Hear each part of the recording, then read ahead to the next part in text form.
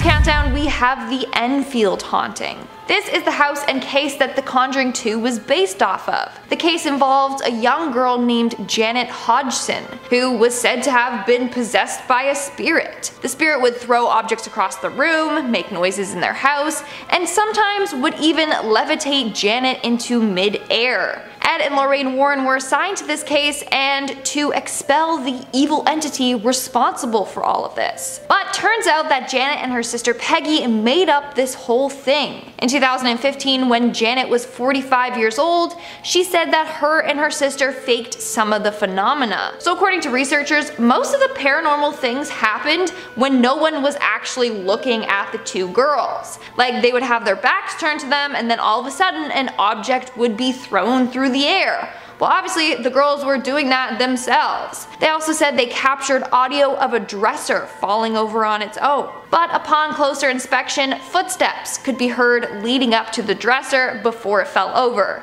meaning someone likely pushed it over. And the photos of Janet apparently levitating in midair looked like she just jumped off her bed. So the whole Janet being haunted by a ghost, yeah, that was made up, and the Warrens went along with it. In our 9th spot, we have the credibility. Okay, now I was diving deep into Reddit looking at what everyone thought about the Warrens when I came across a post from a user named Jack_Shid. Jack claims that he worked alongside the Warrens for a couple of cases. He proceeded to reveal that they have no credibility and it's pretty much all BS. He goes on saying that he thinks they just fell in love with fame during the whole Amityville haunting and they created their business from there. So it could just be that they make up all these hauntings just to then make a book to then make money. But before I go any further, make sure to give this video a big thumbs up because it really helps us out. Moving on, at number 8 we have the Amityville Horror. Probably one of the most controversial paranormal cases of all time.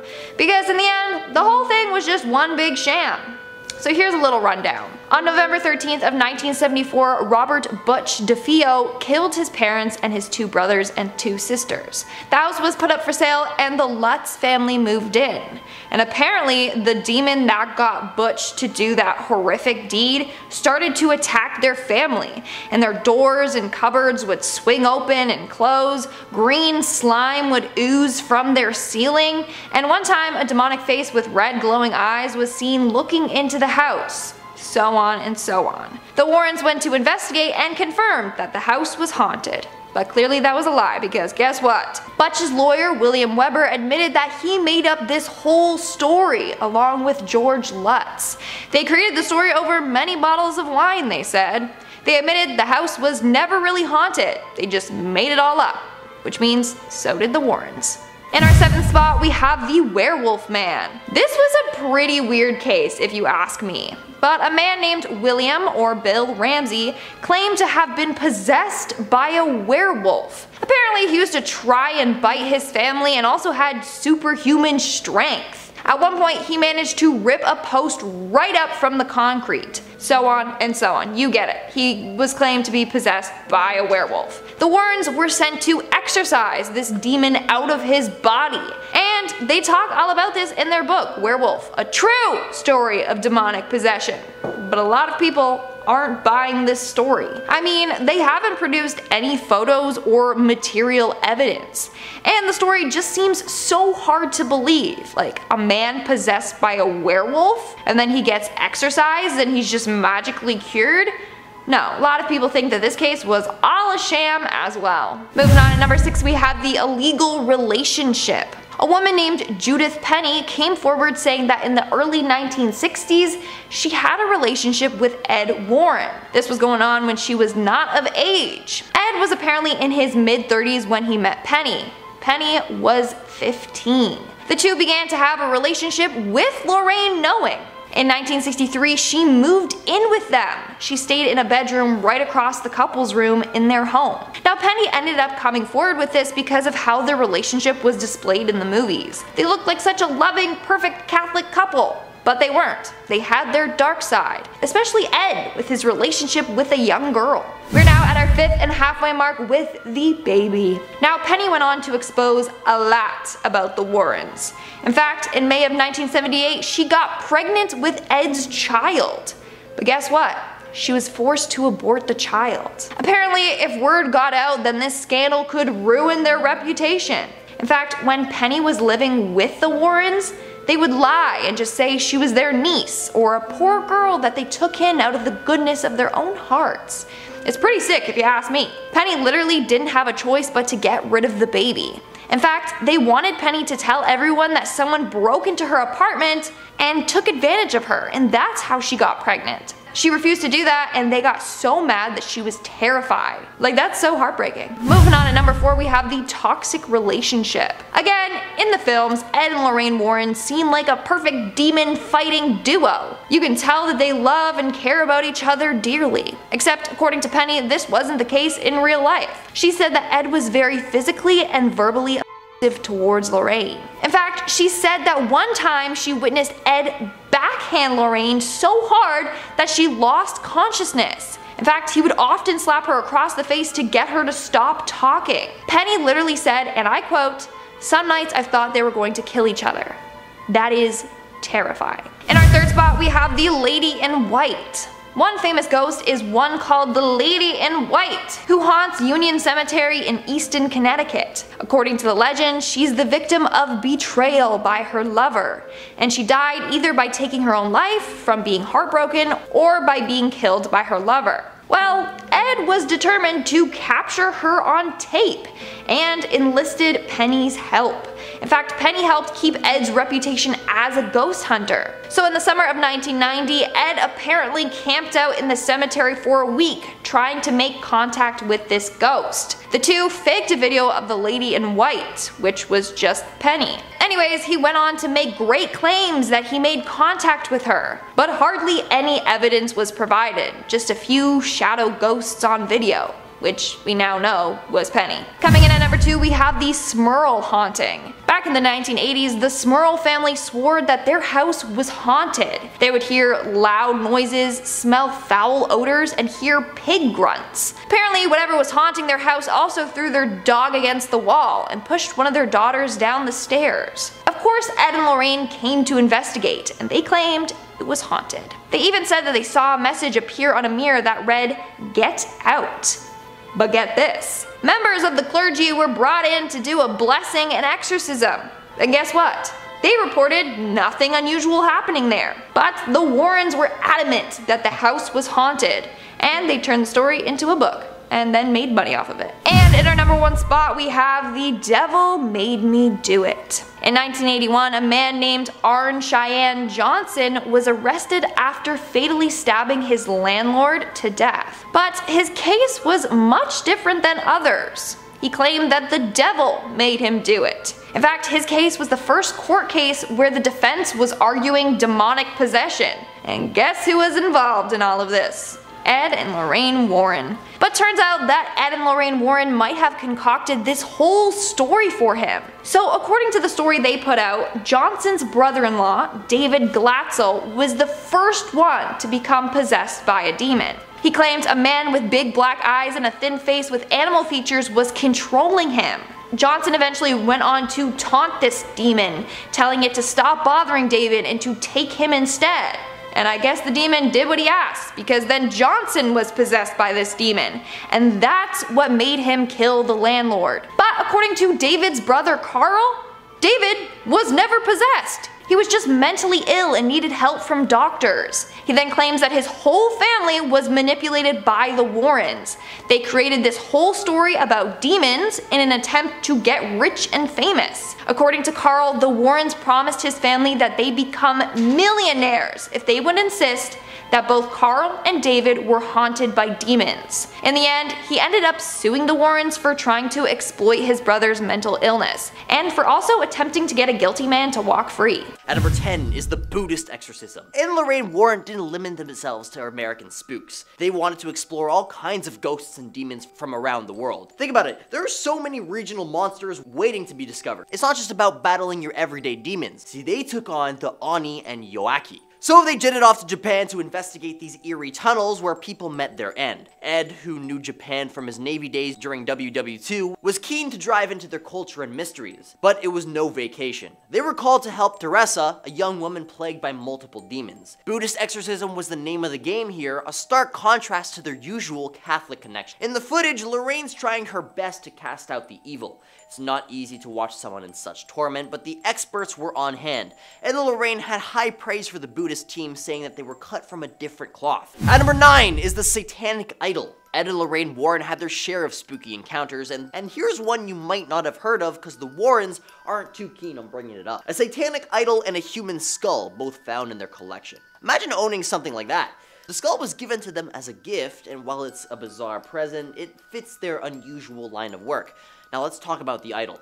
It's an eerie, tall, slender thing, and even though it doesn't scream Satan at first glance, it gives off some seriously creepy vibes. A local hunter stumbled upon it in the woods along with the skull, and that's where the story takes a mysterious twist. See, the hunter claims he was later approached by a man in black and urged him to leave that stuff behind. Spooked and not knowing what to do, he took it to the Warrens, who must have thought it was a great addition to their collection. However, things took a dark turn. See, Lorraine fell seriously ill after they brought the idol home, and Ed believed it was linked to their new acquisition. She eventually recovered, but the details of how they purified or cleansed the idol remain a mystery. It's now part of their haunted relics collection, waiting for Hollywood to come knocking. Maybe it'll star in a horror movie soon. If you're enjoying the video so far, you can support the channel by pressing like, subscribing to Most Amazing, and ringing that notification bell. It's free! Clairvoyant cell possession, or clairvoyant Kel possession. I'm gonna let the... Imagine being a perfectly ordinary teenager and suddenly you're speaking languages you've never even heard before, exhibiting superhuman strength,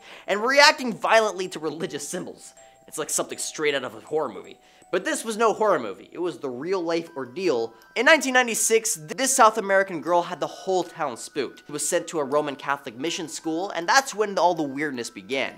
Clara began speaking language she had no business knowing, like Polish, German, and French. Enter Father Erasmus Horner, the local Catholic priest, who must have had nerves of steel. He came to investigate, and after witnessing Clara's terrifying behavior, he was convinced that she was under the influence of something truly malevolent. The priest and his team embarked on a series of exorcisms, battling whatever had taken a hold of Clara. It's a story that'll send shivers down your spine and make you think twice about what might be lurking in the shadows.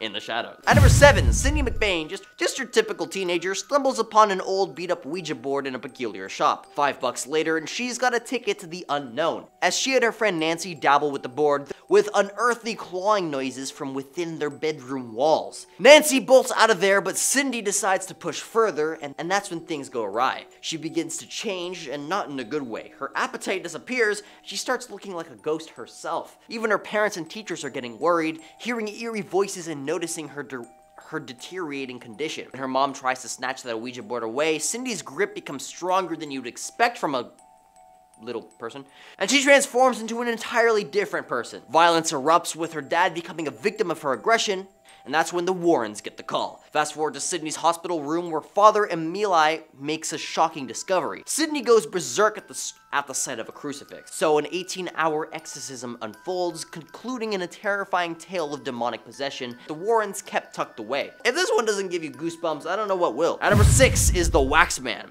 Now the Wax Man, as they call him, is a figure shrouded in mystery right out of Cincinnati, Ohio. Every night, like clockwork at 11:30 p.m., he steps out of his house and embarks on a peculiar journey to a junkyard. Now why the nickname Waxman, you ask? It's because of his face, or at least what people catch a glimpse of, which seems eerily waxy. But here's where it gets even spookier. See, people stake out his streak, and when he sets off, they start tailing him. What's even more bizarre is the Waxman's supposed mastery of timing the traffic lights. Why, you might wonder? Well, to give slip to those intrepid followers, of course. He's well aware when someone's on his tail, and he's not too shy about throwing them off his scent. He'll play with his speed, darting ahead or slowing down abruptly just to mess with his followers, and if you're daring enough to pull up alongside him, you might get a fleeting glance or maybe even a wave, but don't hold your breath for that. Now, there's one eerie story of a carload of students who tailed the Waxman all the way to that junkyard, and guess what? They never spoke about what they witnessed there. Let's not make a habit of tailing mysterious folks in their cars, especially a guy like Waxman. Seriously, it's just like asking for trouble. And number 5 is the Amityville Horror hoax. The Amityville Horror, a chilling case linked to the Warrens, became a sensation before the Conjuring franchise. The Lutz family alleged finding a demonic footprint in the snow, but weather records don't back that up. No snowfall then. The book and film mention police involvement, but records beg to differ. You see, to make things even murkier, Reynold Defoe's attorney, William Weber, suggested it was all a colossal hoax. He claimed the Lutz family, writer Jay Anson, and the Warrens concocted the story. It's not the first time the Warrens appear more interested in a captivating narrative than cold, hard facts. The case of the haunting in Connecticut, penned as non-fiction, had a writer hired by them, and he struggled with conflicting accounts. Questioned Ed Warren, their response was unsettling. They're crazy. All the people who come to us are crazy. Just use what you can and make the rest up. It's a bizarre twist of the tale that still haunts us to this day. At number 4 is the South End Werewolf. A tale from the paranormal files of Ed and Lorraine Warren stands as one of their most peculiar cases. Imagine, if you will, a carpenter named William Ramsey living in Essex, England, who believed he cursed with lycanthropy. Not the Hollywood-style transformation under the full moon, but the seemingly random shift into a beast. Ramsey described his first transformation as a youth, a nightmarish experience of icy chills, primal urges, and an overpowering odor. He transformed into a werewolf-like creature, threatening a fence post and gnawing at wire mesh. For years, he dismissed it as an isolated incident, but in 1983, the wolf reared its snarling head again at a pub, leading to a wild cab ride home. In 1989, the Warrens intervened, inviting Ramsey to Connecticut for an exorcism. He was initially skeptical, despite believing in becoming a werewolf. The exorcism, a night of violent thrashing, supposedly purged the werewolf from his soul, bringing him peace. A silver bullet might be Hollywood's way, but it seems that for Ed and Lorraine Warren, exorcism was the remedy of choice for this strange case. At number 3, the Shadow Doll is next level terrifying. You've all seen Chucky, right? Well, this doll makes Chucky look like a birthday party guest. It's a horrifying sight. A woman with a white face, swathed in black robes, adorned with chains and spikes, even sporting a human tooth. It's not out for your physical body, it's after your dreams. When you hit the hay, this grotesque creature invades your slumber. It doesn't just give you a quick stare. Oh no, it's sadistic. It haunts your dreams relentlessly, returning again and again, pushing you to the brink of sheer terror until your heart says, "I'm out!" and you never wake up again. Imagine being so afraid to sleep, knowing that the moment you close your eyes, the Shadow Doll could strike, and it might be your last night. The Warrens have locked it up, but honestly, it's too dangerous. Burn it and be done with it. At number 2, let's dive into the spooky world of the Winchester Mystery House, a place so mysterious that even renowned paranormal investigators Ed and Lorraine Warren kept their distance. The story begins in '86 when Sarah Winchester, a wealthy widow, headed to California to escape her troubled past. You see, she inherited a vast fortune from the Winchester rifle empire, but it came with a dark legacy. After losing her family inheriting a fortune from the Winchester rifle, she embarked on a lifelong quest to build a house that never seemed to be finished building. Its twisted hallways, doors leading to nowhere, and staircases to the ceiling give us an architectural puzzle. But why did Sarah Winchester create such a bizarre mansion? Rumors suggest she built it to appease the vengeful spirits of those eliminated by the Winchester rifle. Ed and Lorraine Warren, known for delving into some seriously scary stuff, never ventured to this peculiar place. Imagine that. A mansion designed to appease the restless dead, and the Warrens wanted nothing to do with it. At number 1 is the Brick. Inside the Warrens Museum, nestled among the spine-chilling artifacts, there lies a seemingly ordinary relic. A brick. Yeah, just your run-of-the-mill building block, or so it seems. But within the context of this occult museum, anything is far from mundane. You see, this brick hails from the infamous Borley Rectory, a place renowned for being the most haunted structure in all of the UK before its fiery demise in 1939. On that fateful night, chaos reigned supreme, with over 2,000 reports of paranormal occurrences, including floating bricks seemingly possessed by poltergeists. This peculiar brick might just be the most terrifying piece of masonry in history. Not that there's an extensive list of terrifying bricks to compare it to, but it stands as a chilling testament to the unexplained and eerie events that have gripped the world, reminding us that even the most ordinary objects can harbor extraordinary secrets. Number 10.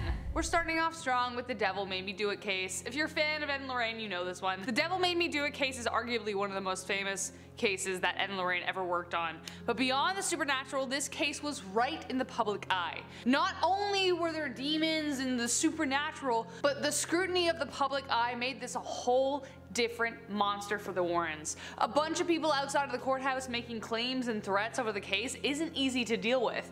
When 19-year-old Arn Cheyenne Johnson took the life of his landlord and blamed it on the devil, Ed and Lorraine jumped to his defense. They were convinced a demon had entered him after he tried to save his brother from a vicious possession a year earlier. His younger brother was possessed by 43 demons, and Arn commanded that they leave him and enter him instead. The Warrens fell under immense scrutiny, but according to them, the court had defended accounts of God in the past. Now it was time to defend accounts of the devil. But one thing remains strange to me. Arn was never exorcised after the event. Does that mean they are still with him? Number 9. Highgate Cemetery.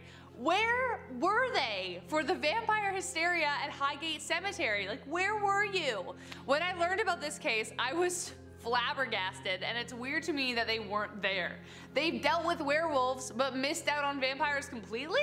The Highgate Cemetery in London, England has some of the oldest graves in the world, making it the perfect breeding ground for ghosts, ghouls, goblins, and vampires. Ooh, it's spooky season. The Highgate vampire case caused a media uproar in the 60s that culminated in two magicians facing off to see who could catch the vampire first. It all started when two girls reported seeing the dead rise from the graves while walking through Swain Lane one night. Soon, animal carcasses drained of blood started turning up.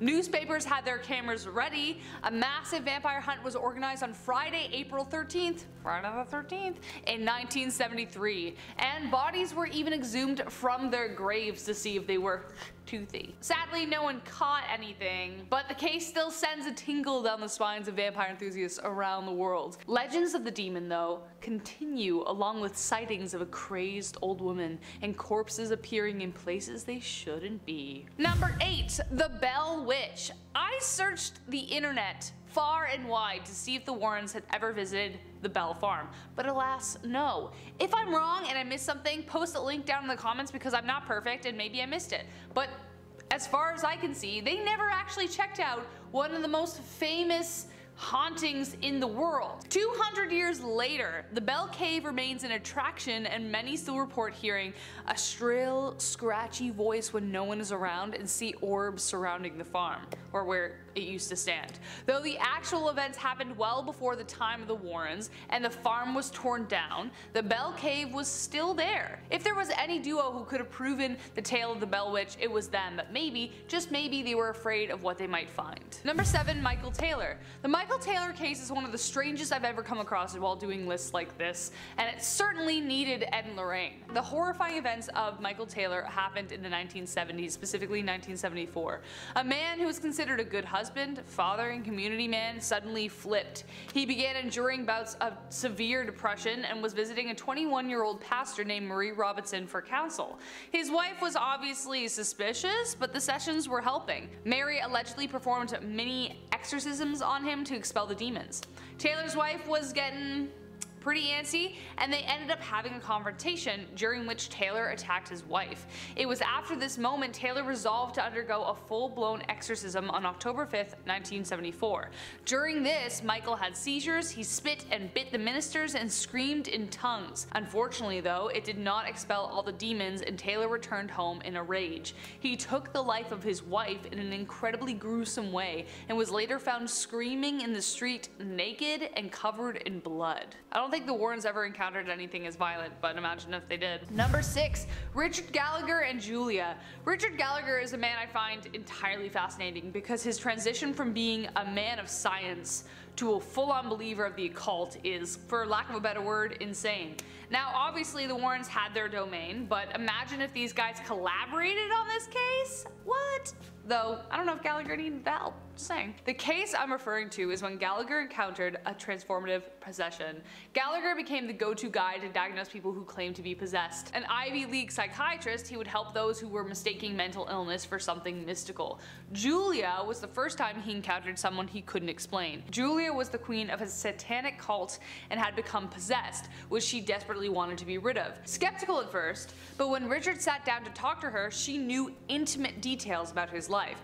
Objects would fly off the wall, and once during a phone call with the priest, they both heard one of the demonic voices she'd speak in around them, even though Julia was across the country. Number 5. The Thornton Heath Poltergeist. It was the 1970s. Thornton Heath, England. Where were the Warrens? Probably busy, or too scared to bother with such a terrifying case.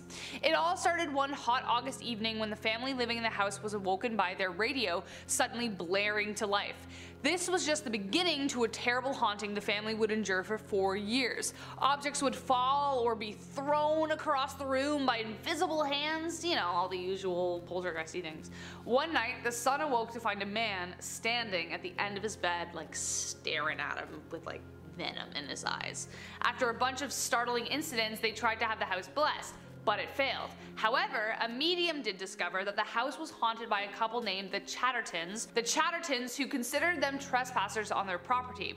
The family eventually had no other option but to move out, and the activity has since ceased. But imagine if the Warrens were on the case, probably would have been solved so much sooner. Or not, who knows. Number 4. The Danny Poltergeist Case. In 1998, a woman named Jane Fishman reported strange happenings regarding an antique bed in the home of Al Cobb in Savannah, Georgia. It was a vintage 1800s bed that Cobb bought at auction for his son, a purchase he later regretted. 3 nights after it was purchased, Jason, the son, told his parents that someone was watching him on the bed. He felt cold breath on his neck and saw the impressions of elbows dipping into the pillow. He also noticed the photo of his deceased grandparents lying face down on the dresser, which became a reoccurring event. After he put it back up, it'd fall back out. But then, one morning, an assortment of strange objects including animals made from shells was found on his bed after he'd already gone down to breakfast. That got his parents and his twin brother's attention. They left paper and crayons out and asked the ghost what his name was. Then later they came back to see Danny 7 written on the paper. After several communications and a smashed terracotta planter, it was clear that Danny didn't want anyone in his bed. The family eventually got rid of the bed, but that didn't solve the problem. Turns out Jason's connection to the spirits went skin deep, and he continued to see things after the event. Number 3, here we go. The Winchester House. This place is on my bucket list to visit, so it's a wonder to me why the Warrens never checked it out. Again, I googled it, they didn't. Prove me wrong in the comments. I welcome correction, as always, thank you.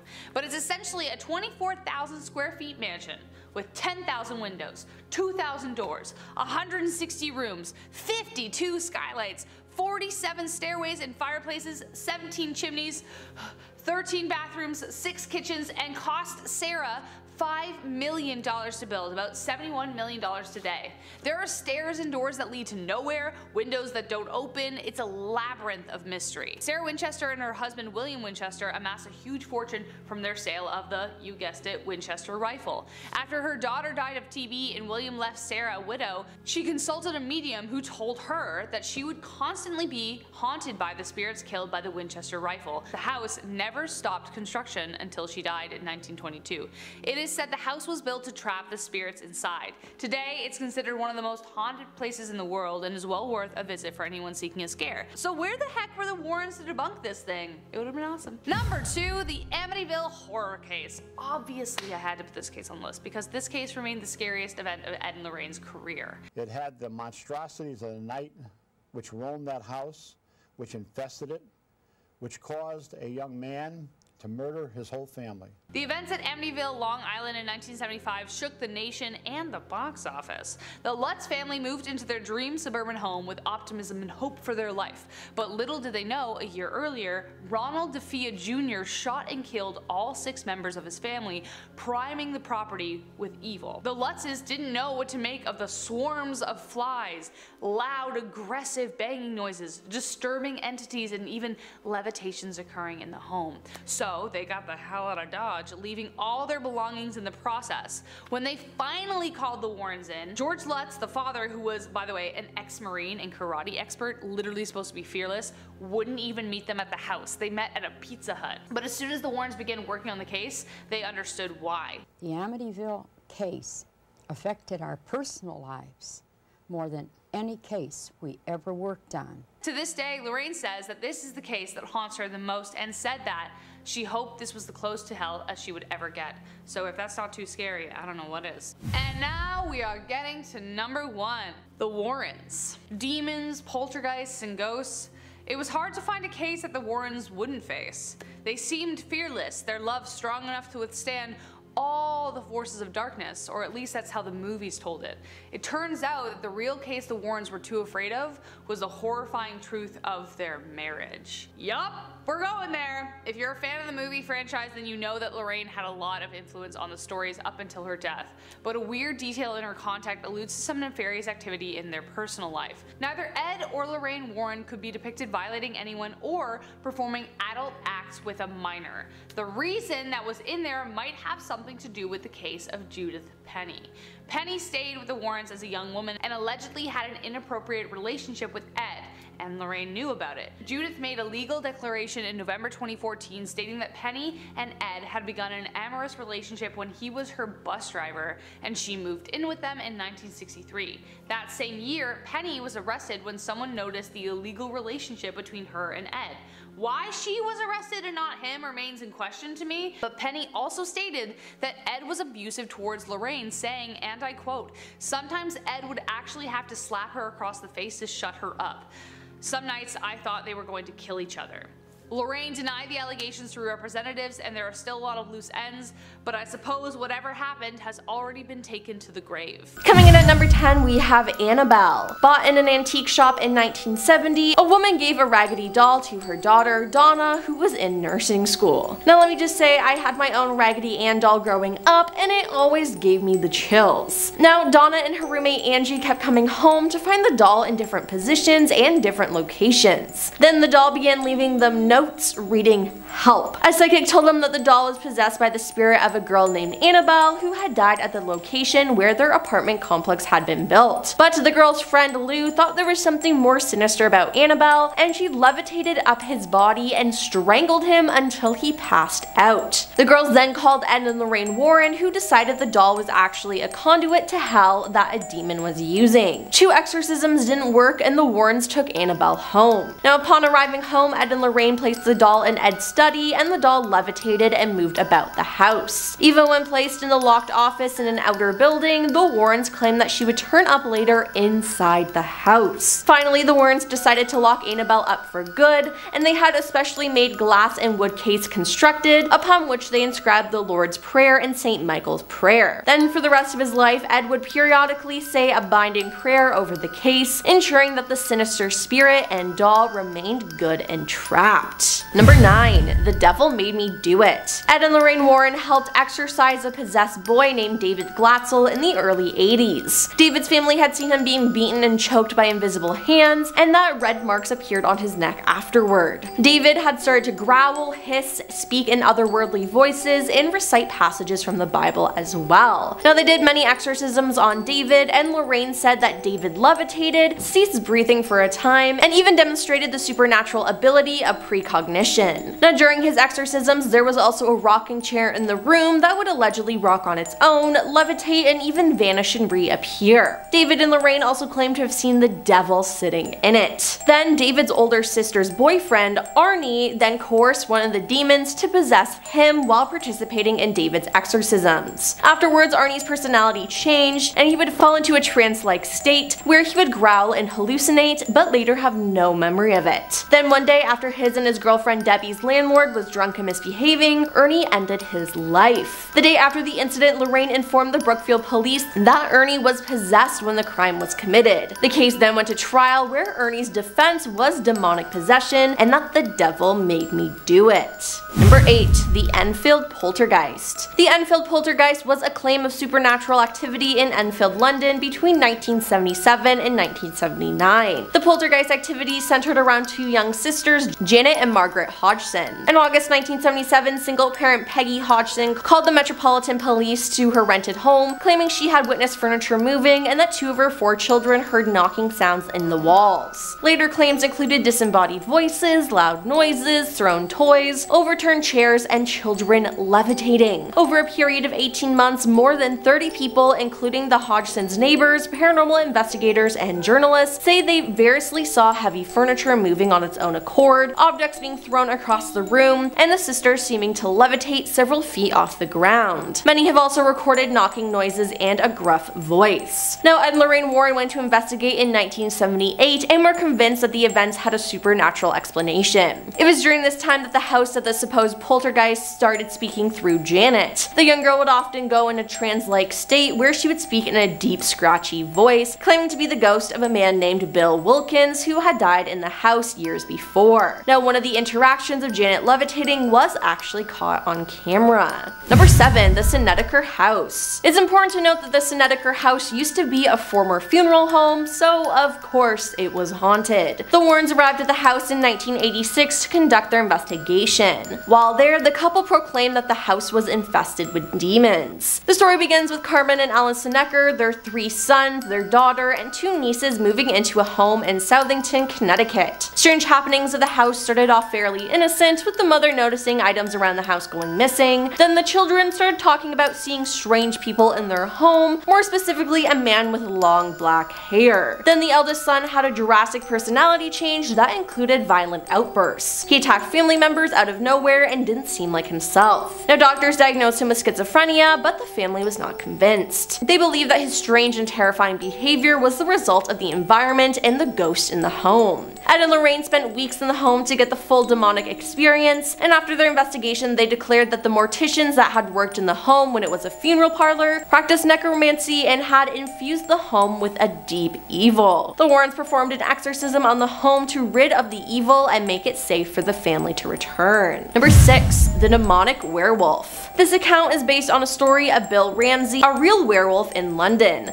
Bill first demonstrated demonically possessed behavior at the age of 9. Apparently, he displayed superhuman strength, even managing to rip out a post from its concrete dwellings. He would also try to bite at his family and relatives before having seizures. In 1983, now a grown man, he admitted himself to an institution after the cravings for blood returned, but when in the hospital, he attacked a nurse and barked like a dog. In 1987, while displaying a wolfish demeanor, he attacked a police officer with superhuman force. It took 6 more officers altogether to restrain the beast. Now, the fiasco led to a mass news coverage, and the Warrens were on point to wrestle the raging mongrel from his wicked soul. After being flown to Connecticut, the wolf demon was exorcised successfully, and Bill has had no issues ever since. Number 5. The Smurl Haunting. The Smurl Haunting is named after Jack and Janet Smurl. They claim that a demon was haunting their home in West Pittenson, Pennsylvania between the years of 1974 and 1989. The demon was alleged to have thrown the family dog into a wall and pushed their daughter down the stairs. The Warrens arrived at the Smurl household in 1986 to conduct their own investigation. Ed described the demonic presence as very powerful and claimed that the entity was able to shake mirrors and move furniture. He claimed to have recorded audio footage of the knocking and rapping sounds caused by the demon as well. Number 4. The Borley Church. The Borley Church is a haunted place of worship that was built in the 12th century and is located in Essex. Crafted during the Norman conquest of 1066, Borley's Church is just steps away from fellow paranormal hotspot Borley Rectory and has been the subject of numerous reports, including eerie footsteps, unsettling smells, and spine-tingling apparitions, most notably a solemn nun aimlessly wandering the courtyard. Now, others reported apparitions included a veiled young lady who walks the churchyard grounds before suddenly disappearing, as well as a monk hiding within the church. The organ is said to play by itself, and paranormal investigators claim to have heard ominous, mournful cries and groans coming from the building. Ed himself declared that he had caught an image of the spirit of the monk looking around a book in the church on camera.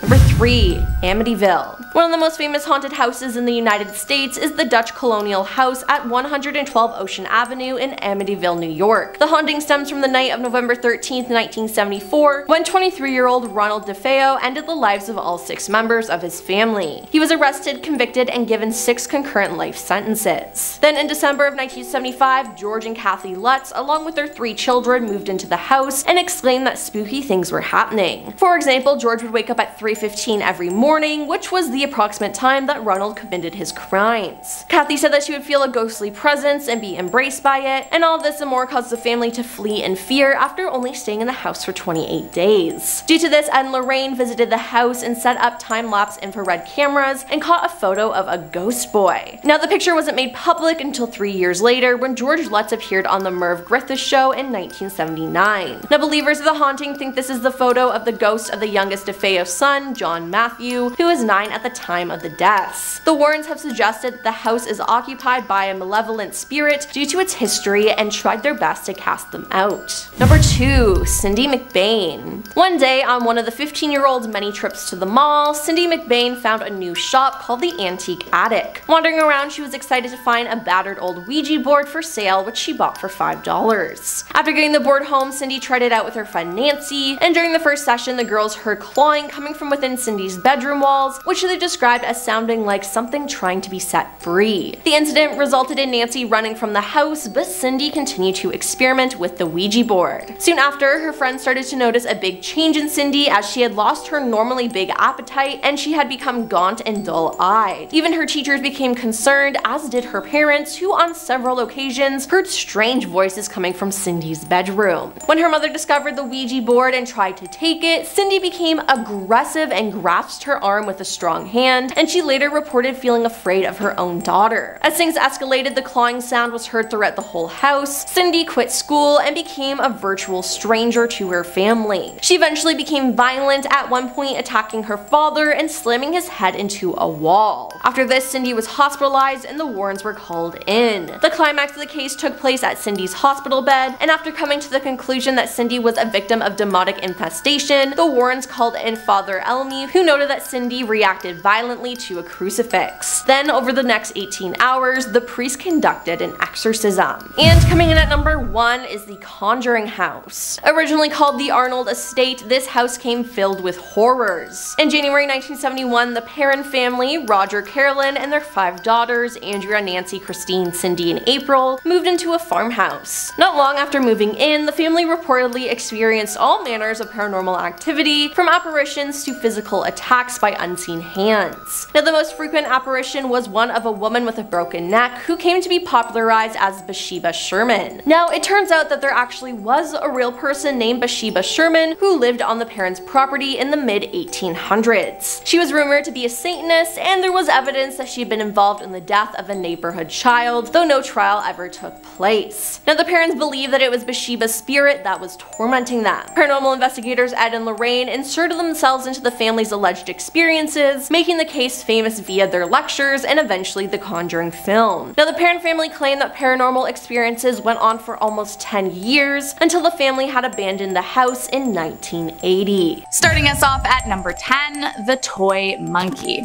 So it goes without saying that almost everything that is a notable part of the Conjuring series is also a real artifact that the Warrens found along the way. One of these such artifacts, who made an appearance in both The Conjuring and the spin-off Annabelle Comes Home, is the toy monkey.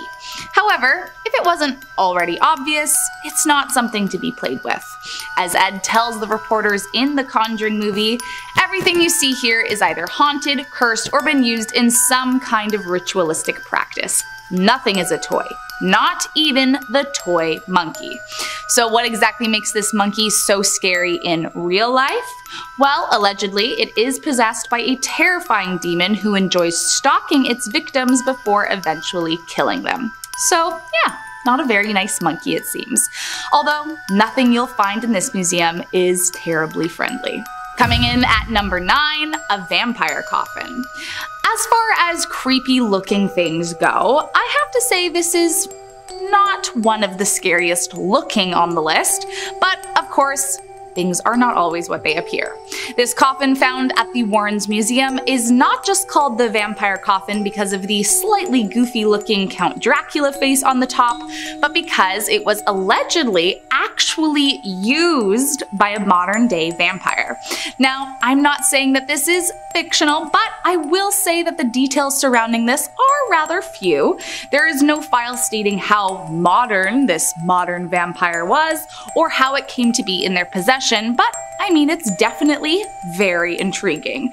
My only question is, where is this so-called vampire now? Was it killed or is it roaming free? Should we be nervous that a bloodthirsty monster could be on the loose, or was it more of a Twilight vampire situation? I guess we will never know. Coming in at number 8, the famous music box. If you have seen The Conjuring, which by the way, if you haven't, you really should, then you will definitely recognize this next item here. In the film version of the story, the youngest child of the family, April, finds an antique music box in the house and uses it to communicate with the spirit of a young boy named Rory, who was supposedly killed by his mother, Bathsheba, in the 1800s. Now, of course, there are definitely larger things at play throughout the film, but at the end of it, viewers see Ed place the haunted music box inside of the room of artifacts, where it suddenly opens and begins to play its tinny music. Now, in real life, it didn't quite happen like that, but the real music box is safely tucked away in the Warrens Museum.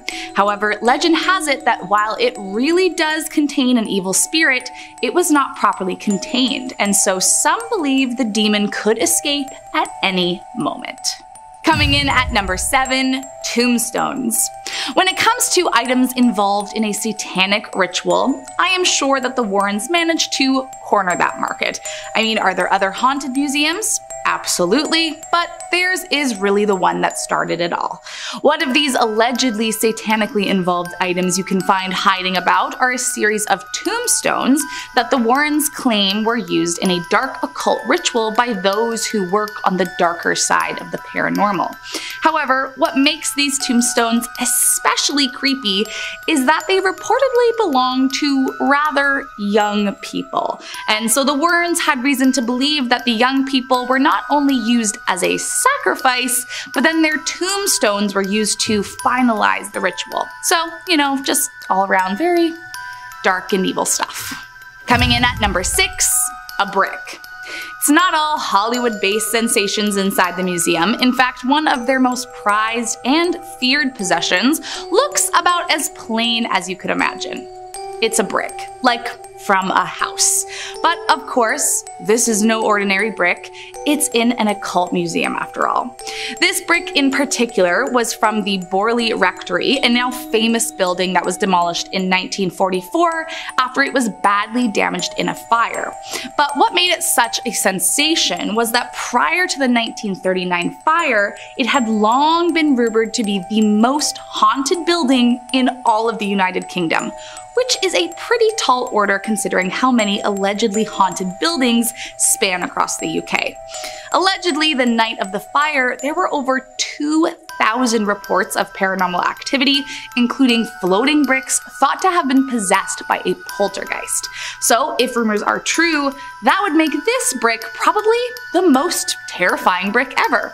Which, I mean, I don't know how much competition it really has there, but still, it's a demonic brick.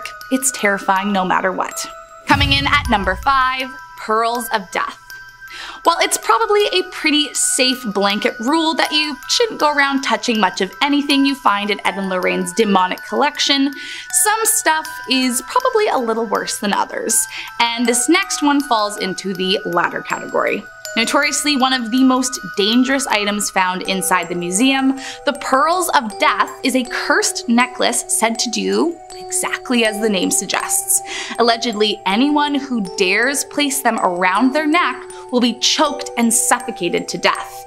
Now, my question about this necklace is it like a Frodo and the Ring style situation where it will call to you, slowly infecting your brain through mind control until it practically forces you to place it around your neck? Or does it just wait for someone to unknowingly do it before it unleashes all hell on the victim? I guess I will never know, because you can bet I won't be testing it out for myself. Coming in at number 4, the Conjuring Mirror. Despite what the name would have you believe, the Conjuring Mirror actually has really nothing to do with the Conjuring movies. Instead, this haunted mirror gets its name from the fact that it was, at one point, allegedly used to summon or conjure spirits. Once in the possession of a man named Stephen Zellner, legend has it that Stephen practiced a kind of witchcraft known as catoprotromancy, I probably butchered that, in order to see into the future and seek out revenge on his enemies. However, the more that Stephen used the mirror, the more and more corrupt he and his use of the magic became. Eventually, it's said the evil spirits he had conjured to do his bidding became too powerful to control and turned on the very person who had summoned them. Soon, Stephen began fearing for his life, so as a last resort, he decided to reach out to a local priest to see if the evil spirits could be exorcised from the home. But instead, the priest put him in touch with Ed and Lorraine. Upon their arrival at Stephen's home, they immediately knew Stephen was in grave trouble. And so to keep him safe, they performed a reverse incantation spell to seal up all the spirits back inside the mirror from which they had been conjured. Afterwards, Stephen begged them to take the mirror away from him, and that is how it came to live in Ed and Lorraine's museum. However, don't get too comfortable. Despite the spell they cast, Ed and Lorraine still claim to have experienced many terrifying moments with the spirits they angered from trapping inside this mirror. And who knows what could bring them back out. Coming in at number 3, the Shadow Doll. When it comes to creepy dolls, I'll be honest, it doesn't take much to freak me out. But with that being said, there is definitely a very good reason why the Shadow Doll is one of the most feared possessions in the entire museum. Now, what starts off this seemingly endless list of creepy things about this doll is that there is no definitive answer as to why it was created or who created it. But according to Ed and Lorraine's files, it was made using both human and animal bones and was absolutely used in satanic rituals. So it is definitely possessed by some less than ideal company. Said to have been found in an antique shop by a couple, they began to think something was wrong after they kept waking up night after night covered in inexplicable scratches. But it wasn't until the doll began showing up in their nightmares, telling them that she was going to kill them, that they decided to get rid of the terrifying toy. And good thing they did too. Legend has it that if someone takes a picture of this doll, she will visit you in your dreams and kill you in your sleep. Just one more reason to never trust a creepy doll. Coming in at number 2, a satanic idol. As the story goes, in 1991, a hunter was walking through the woods on the lookout for deer when he began to feel an overwhelming sense of paranoia, like he was being watched or something. At that very moment, he turned around to see this creepy doll leaned up against a tree, staring at him, and he could have sworn that it appeared out of nowhere. Immediately, the hunter knew he should not be here, and so he began walking as quickly as he could to find a way out of the forest. Then, suddenly, an old man dressed in all black robes appeared beside him. He looked like a priest, the hunter thought, but something wasn't quite right. Every step he took, the priest matched him, and eventually he became so freaked out, he actually debated shooting at the priest with his arrow to scare him off. But instead, he decided to ask the priest how to get out of the forest. But creepily, the priest did not speak. Instead, he pointed off into another direction, turned around, and left the man alone once again. Now, luckily the hunter escaped, and the following day, after telling his friends the strange events, they suggested that he reach out to Ed and Lorraine. Upon telling them his story, they explained that the priest was a well-known leader of a satanic cult, and that the creepy doll he had encountered was actually an idol used for ritual purposes. However, the Warrens, being who they were, wanted to get this idol for the museum, and so Ed ventured into the forest, found the doll, and brought it back home. Soon after, however, strange things began happening. Allegedly, one time Ed was speaking with Lorraine, turned away for a second, looked back, and she was suddenly 30 feet away and passed out on the ground. He called the ambulance, and she spent the next 3 days in hospital in and out of consciousness, and according to Ed, she actually levitated while in the hospital.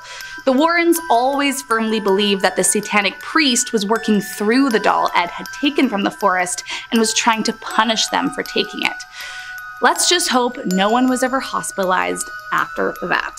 And last up in our number 1 spot, Annabelle. You didn't really think I was gonna do a list about haunted things found in Ed and Lorraine's museum and not bring up the famous Annabelle, did you? Although nowadays she is locked up tight, this wasn't always the case. Back in 1970, Annabelle was gifted to a nursing student named Donna. But it didn't take long before Donna and her roommate Angie knew that something was off. After about a month, the roommates began finding disturbing messages lying around their apartment, warning them to help Lou. Lou was one of their friends who had apparently warned the girls of the doll since day 1. Eventually things got so creepy that the woman contacted a medium who told them not to be afraid, that the doll was merely possessed by a young girl named Annabelle Higgins who had died on the property years prior. The medium advised them that Annabelle felt safe here and would like to stay, so they agreed. But that was all a part of the demon's plan. Not long after, Lou stayed over, and when he awoke from a nightmare, he found he couldn't move his body. And then, like straight out of a horror movie, he says Annabelle walked up his body and strangled him until he passed out. After that, the girls contacted a priest who put them in touch with paranormal investigators, Ed and Lorraine Warren, who discredited the medium and said it was, in fact, a very dangerous demon possessing this doll. However, even now, despite being locked up, the doll should be deeply feared. It was reported once that a man who visited the museum mocked the doll and only a few days later died after losing control of his motorbike. So, yeah, she very well could be the most terrifying doll on the planet. Coming in at number 10, we have the Connecticut poltergeist. I found a video clip of Ed and Lorraine investigating the haunting of a Connecticut home. This haunting was later the basis for the movie The Haunting in Connecticut, because they were being haunted in Connecticut. It makes so much sense. Ed Warren says that this is one of the most compelling pieces of evidence for poltergeist activity caught on camera. The family were being plagued by ghostly activity and wanted help, so they called demonologists. It seems in the footage, Ed is holding a seance to contact a spirit. This is what happens when he asks who's there. 1 knock for yes, 2 for no. Are you a man? Are you a boy? Then this is what happens when asked if the young spirit wants the family to leave. You want the people in this house to move. 1 knock for yes, 2 for no. Yes. The Warrens also recorded this footage of the poltergeist moving chairs. Give me some sign. Later, the poltergeist is shown trying to pull a chair out from under a child. Years later, Lorraine was interviewed about the house and she said the spirits were cleared with an exorcism. She also said this. There was a very old tree that was right in front of this house. There was no wind at all, no wind whatsoever, and the tree broke in half.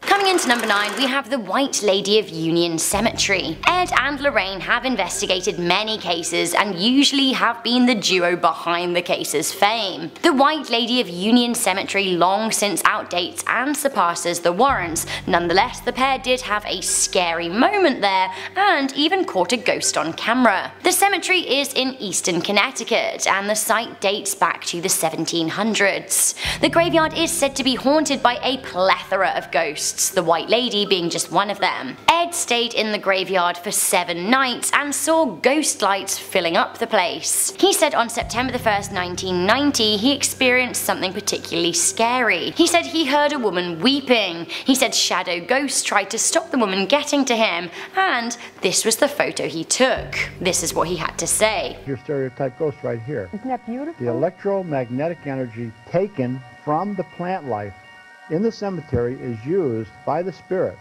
to form this image. Coming into number 8, we have the devil. Ed and Lorraine Warren met the devil and they testified to it. This all went down in 1981 when they were called into a murder trial. Arnie Cheyenne Johnson claimed to have killed his landlord because the devil made him do it. It all started with a possessed 11-year-old, David Glatzel. This is where Ed and Lorraine first stepped into the picture. The pair were called in to try and rid the boy of the demon along with Catholic priests. Over several days, the group did eventually get rid of the demon. However, according to them, the demon fled into his brother, 18-year-old Arnie's body. Oof. A few months later, he killed his landlord in an argument. His defense lawyer argued that he was possessed. Now here is a clip of Ed talking about Arnie. And he screamed at these devils, "Take me on. Leave my little buddy alone." He got his wish. He challenged the demonic. He challenged the demonic. Then he says this about when he became possessed. And Arnie disappeared for a few minutes. When he came back, he was somebody entirely different. Ed and Lorraine spoke at his trial and attested to the fact that he was indeed possessed by the devil. Thus ensued a media blitz around the case. The pair then wrote a book called The Devil in Connecticut following the incident. Arnie Cheyenne Johnson served just 5 years in jail. Coming into number 7, we have the Borley Rectory. According to demonologists, ghost hunters and psychics like Ed and Lorraine, the Borley Rectory is the most haunted place in the United Kingdom. The building was constructed in Victorian times in Essex, and rumours of its hauntings were rife from the very beginning. Ghost hunters claimed the activity is related to a Benedictine monastery built in the area in 1362. A monk was said to have been executed, and a nun bricked alive in the walls of a convent after the pair had an affair. Obviously, good old Ed and Lorraine had to go for a jaunt to check it out. When talking about their first experience at the property, Lorraine said that she was with a skeptical newspaper reporter. She shares an experience of what happened to him. Something is hitting me. It's hitting me. It's hitting me. And he was absolutely hysterical. Ugh, a hitting ghost, not what you need. Then she continued by saying, He said, I can't breathe. I can't breathe. Later, Lorraine said that a recording taken at the church at this moment revealed a woman's voice saying, Hit him. Hit him. Almost in a healing way, and you hear her very gentle voice. Chilling. Was the monk hitting him because the nun wanted him to? Coming into number 6, we have The Witch of Harrisville. Some of you guys may have seen The Conjuring. Well, that horrifying movie is based on a house that the Warrens investigated in Rhode Island. Now this house was haunted by a witch called Bathsheba Sherman. She is said to have cursed the land so that whoever lived on it in the future would die. What a babe. One of the Perrin family members, Andrea, discusses her time in the house. In this clip, she's talking about her sister. And the door opened to the pantry, and April looked up at my mother and she said, Mommy, something really bad happened in there. Indeed. It's where little Prudence Arnold had her throat cut. Ed and Lorraine visited the home and exorcised the witch. Or did they? When members from the Ed and Lorraine Warren Museum visited Bathsheba's grave, this is what they heard. Don't be scared. Kill. Who are you gonna kill? Coming into number 5, we have the Enfield Poltergeist. The Enfield Poltergeist was a case investigated by Ed and Lorraine in 1977. The pair travelled to England to investigate the rumoured haunted home in North London. They deduced the mysterious goings-on were a result of demonic possession. The residents recorded sounds that took place in a bedroom after their children had gone to bed. Now bear in mind, in the 70s not a lot of people had video recording equipment or even audio recording equipment. The light's gone out. Oh.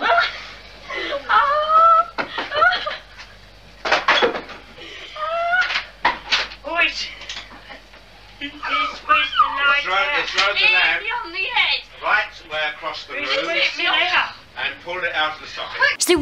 So we hear screaming and confusion as the lights go out. It seems as if a lamp was pulled out of the socket. Then this happens. Who's that shaking the door?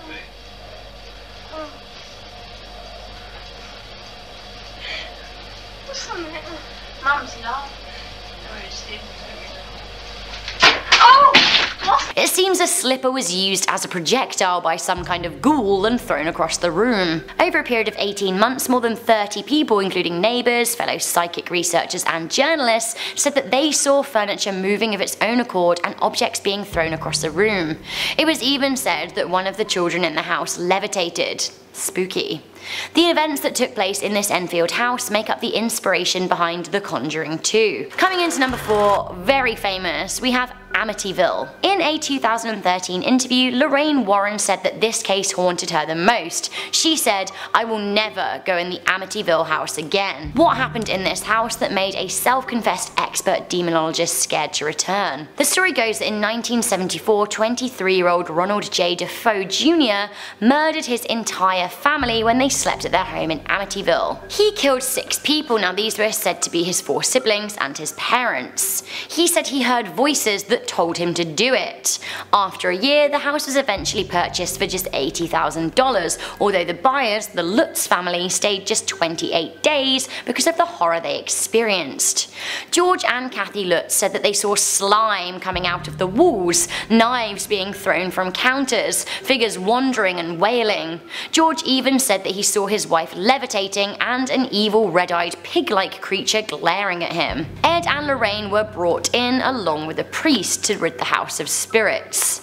In an interview, Ed said, when we went into the house that day, we didn't realize that it was diabolically infested. And on a scale of 1 to 10, I would have to say that Amityville was a 10. Oh my god. The pair believed that it was the house that cursed the murderer rather than the murderer that cursed the house. Today, there have been 18 different films about the home. Okay, because Amityville was so scary it gets 2 points of its very own. We have The Ghost Boy at number 3. This picture was taken by Ed Warren as he investigated the Amityville house. The picture shows what appears to be a demonic boy. The Warrens suspected it could be one of the youngest children with his eyes glowing from the infrared film. The Warrens believe that this is one of the most credible pieces of evidence for ghosts ever caught on camera. Honestly, it gives me chills to look at this picture. Coming into number 2, we have the very famous Annabelle doll. So many of you will know the horrifying story of Annabelle, a possessed real doll behind the Annabelle and Conjuring franchise. Ed and Lorraine were called upon by 2 young women to deal with an out-of-control Raggedy Ann doll. The doll then became infamous for being demonically possessed, perpetuating the trope for the demon dolly. Annabelle lives in a locked case in the Warrens Occult Museum. Now there isn't any video evidence of the doll being a menace, but things did get pretty scary recently when the doll was moved in a Facebook Live video. On hand at the Warrens Museum were Dan Rivera and Tony Sepra, who were handling the move. Dan says this about Annabelle. The most diabolical, most haunted, most evil item in the occult museum. And he is also charged with moving the doll. Tony explains how Dan has made it safe to move Annabelle here. As long as your skin is not going to be in contact with the aura of that doll, which is touching the surface of the doll with your human hands. You don't want to do that. Before the doll is moved, the pair pray. Saint Michael the Archangel, defend us in battle, be our protection against the malice and snares of the devil. May God rebuke him, we humbly pray. And do thou, O Prince of the heavenly host, by the power of God, thrust into hell Satan and all the evil spirits who wander through the world for the ruin of souls. Amen. Okay, watch as they move the doll now, it's really tense.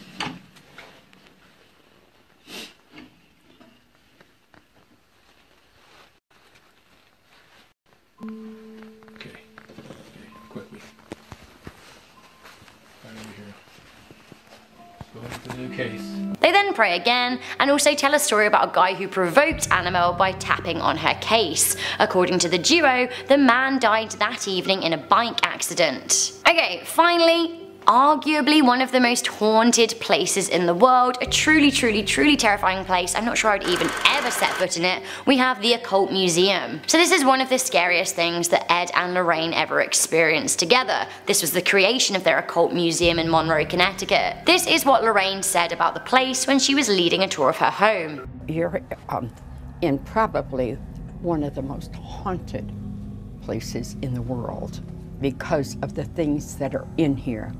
Everything in here has been taken from some place where people were either killed or maimed or so many ways. So it's tragic for me. So basically it's the culmination of all of their scary cases in one. In the museum you can find Annabelle, no thanks, and the Conjuring Mirror, and way more. She says you should never ever touch anything in the museum. Now despite living with Annabelle in the museum, this is Lorraine's reaction when she walks by her.